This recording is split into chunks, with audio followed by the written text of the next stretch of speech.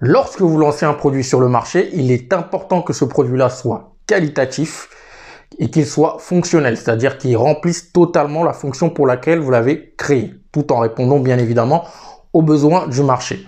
Mais l'erreur que beaucoup d'entrepreneurs font, c'est qu'ils lancent leur produit et après, ils se rendent compte que soit il y a un défaut au niveau de la qualité, soit il y a un défaut fonctionnel.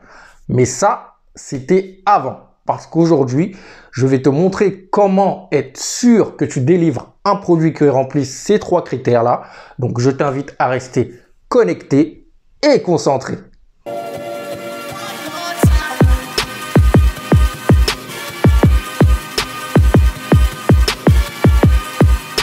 Bienvenue sur WMBM Channel, moi c'est Paul Guérin et ici tu es sur la chaîne qui te parle d'industrialisation et de process industriel parce qu'avoir une bonne idée d'entreprise c'est très bien, mais ce qui te permettra d'emmener ton entreprise au plus haut, c'est d'avoir des process industriels bien rodés et bien robustes.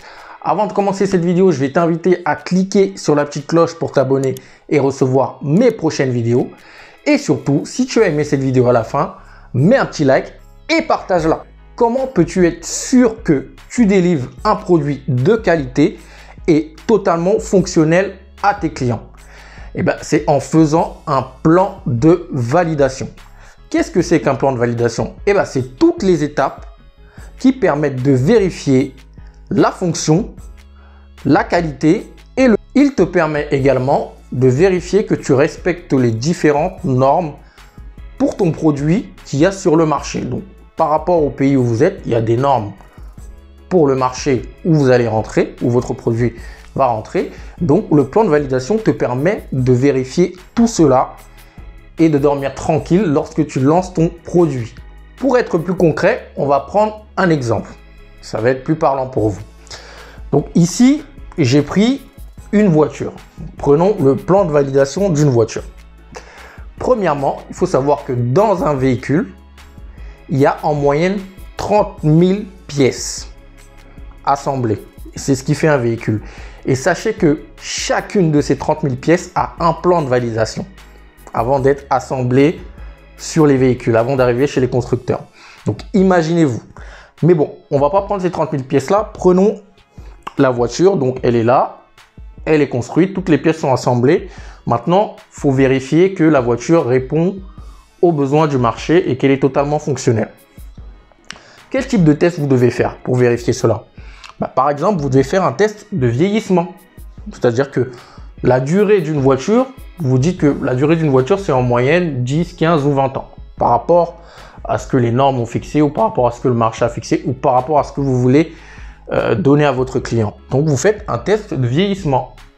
Ensuite, un test de vitesse. Donc, par exemple, si vous faites une voiture, elle doit aller au minimum à 100 km/h. Donc, vous faites ce test-là. Un test de freinage. Par exemple, à 50 km/h, la distance de freinage doit être de temps. Donc, ça, vous devez également le vérifier. Un crash test. Donc, ça, je pense que vous avez déjà vu à la télé. Pour la sécurité, pour les airbags.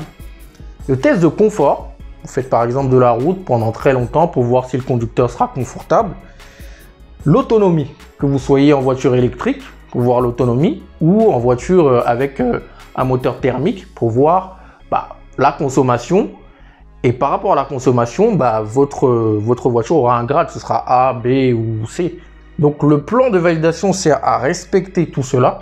Et puis de toute façon, si vous ne répondez pas aux normes du marché, aux normes de l'UE, par exemple, si vous êtes en Europe, votre véhicule, il ne sera pas de toute façon fonctionnel. Il ne pourra pas rentrer sur le marché.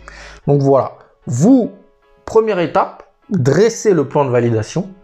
Qu'est-ce qu'il faut pour que je puisse vérifier que mon produit respecte les normes, est un gage de qualité et respecte les besoins que j'ai définis au départ. Vous dressez le plan de validation, vous le faites et après ça, vous pouvez lancer un produit sur le marché. Voilà ce que je voulais partager aujourd'hui avec vous. Donc sur le plan de validation, sachez qu'il y a un plan de validation différent pour chaque type de produit. Donc que vous soyez dans la cosmétique, c'est encore pire. Que vous soyez dans l'électronique, encore pire dans l'alimentaire. Donc il ne faut vraiment pas prendre ça à la légère. N'oubliez surtout pas de faire votre plan de validation parce que de toute façon, de votre planning d'implémentation découlera du plan de validation. On verra le planning plus tard, mais en tout cas, sans plan de validation, vous ne pouvez pas faire de planning. Donc, la semaine prochaine, on se retrouve pour une nouvelle vidéo, un nouveau thème.